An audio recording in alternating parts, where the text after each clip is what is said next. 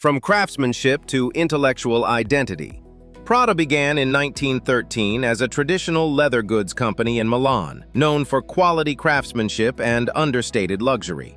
For decades, it existed as a respected but relatively conventional brand. That changed dramatically when Miuccia Prada assumed leadership. Unlike many fashion designers shaped solely by aesthetics, Miuccia came from a background in political science and intellectual theory. She approached fashion as a form of cultural language rather than mere decoration. Instead of asking, "What looks beautiful?" she asked, "What does society consider beautiful, and why?"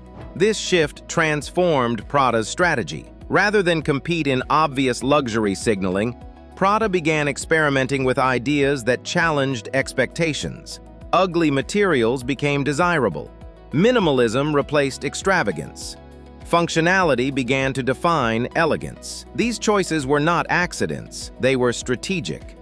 Prada positioned itself not as a follower of taste, but as an architect of it. Redefining taste. Instead of following trends, most luxury brands respond to consumer demand. Prada reshapes it. Throughout the 1980s and 1990s, the brand introduced designs that initially felt unconventional or even controversial. Nylon bags, once associated with practicality rather than luxury, became iconic symbols of intellectual sophistication. This wasn't just design innovation, it was psychological repositioning. By elevating something ordinary into something desirable, Prada demonstrated that value is not inherent. It is constructed through narrative and cultural framing. Consumers who adopted Prada weren't simply purchasing products. They were aligning themselves with a worldview that valued subtlety, intelligence, and independence from mainstream trends. Over time, this created a powerful feedback loop. Prada's audience became self-selecting, individuals drawn to the idea of quiet sophistication rather than loud status. The brand stopped competing for mass attention. Instead, it cultivated cultural influence. Anti-luxury. Luxury as strategic positioning. Luxury markets often rely on visibility and exclusivity. Logos grow larger, prices increase. Visibility becomes part of the appeal.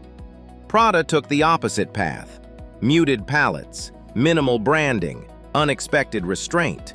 This anti-luxury approach created differentiation in a crowded market.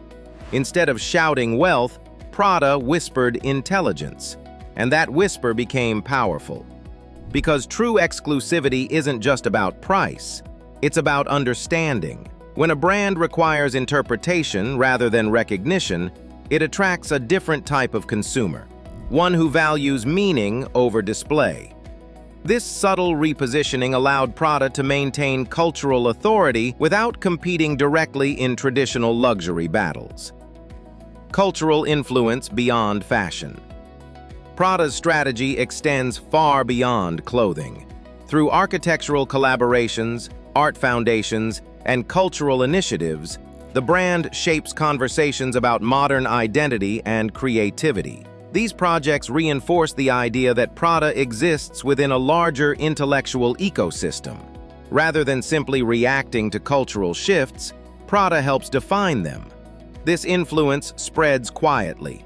Other designers adopt similar ideas. Trends emerge that mirror concepts Prada introduced years earlier. And without needing to dominate visually, Prada maintains strategic relevance. Its power lies not in controlling what people wear today, but in influencing what they believe will matter tomorrow. Control through perception. Luxury is often mistaken for excess. Prada proves that restraint can be more powerful. By positioning itself as a brand that values thought over spectacle, Prada created a new category of desirability. The brand doesn't need to chase attention. It attracts those seeking deeper alignment. And because perception defines value in modern markets, the ability to redefine perception becomes one of the most powerful forms of control. Prada's success is not simply about fashion. It is about understanding that influence begins long before a product reaches the consumer. Closing insight. Prada's true dominance comes from its ability to redefine taste itself.